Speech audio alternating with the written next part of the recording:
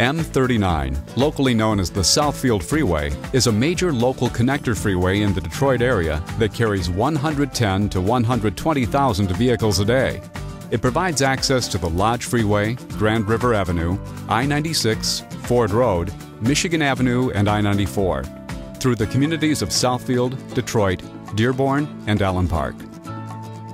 Due to heavy use and age, the Southfield Freeway is in need of repair to the pavement, bridges, screen walls, and lighting and signing. The corridor also needs to be modernized to today's standards for bridge heights and access for pedestrians and persons with disabilities. Improving these conditions will keep the freeway and service drives operating well and safely for both motorists and pedestrians. In 2011, the Michigan Department of Transportation, MDOT, will improve almost 14 miles of M39 by rehabilitating the roadway driving surface and upgrading ramps, barriers, signing, lighting, crosswalks, intelligent transportation ITS equipment, drainage, bridges, and the service drive screen walls. A unique material, carbon fiber, will also be used in the construction of the Pembroke Bridge. This non-corrosive material is expected to increase the durability of the bridge and increase its long-term life. This will be the first of the groundbreaking technology used in the Detroit area by MDOT. In order to provide the most appropriate improvements within the community and its setting, MDOT took this opportunity to work with the community to develop ideas for some of the improvements. This coordination allowed for the development of aesthetic and functional improvements to be constructed as part of the project, resulting in infrastructure that will serve the needs of motorists and the community for years to come. There are a number of pedestrian bridges that were expected to be a part of the planned improvements. However, as the community coordination process began, it was clear that these bridges needed more specific and detailed attention. It was decided to postpone these improvements until there was an opportunity to work more closely with the community. We need to get this right and not rush to decisions that will have a long-term impact on the community. This coordination is expected to begin early next year and will help determine the significant movements of pedestrians, how best to accommodate these movements across the freeway, and what other enhancements are needed to ensure safe and convenient travel for pedestrians. Through a series of public workshops over the course of 8 months, and with the participation of over 60 individuals, the planning for the M39 improvement project began.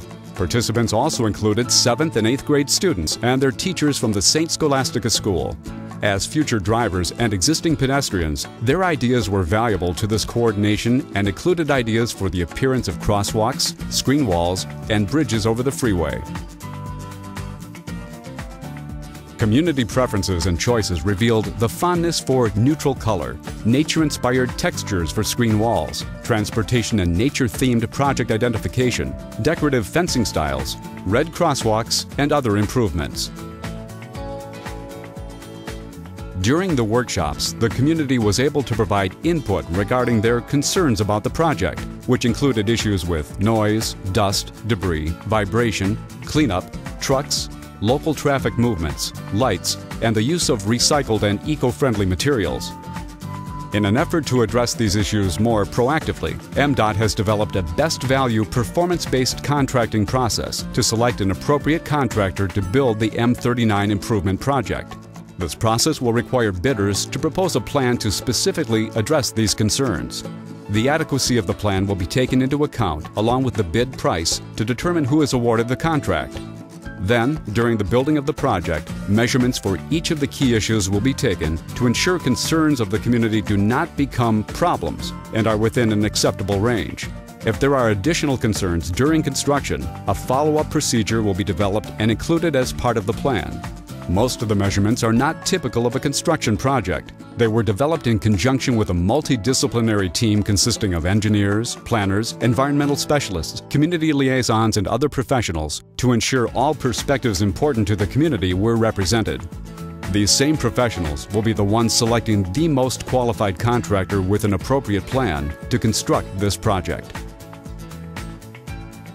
In the end, the coordination effort conducted here between the community, MDOT, the local municipalities, and other agencies helped create the following improvements along the M39 corridor, which are scheduled for construction to begin in January 2011, with completion expected in November 2011.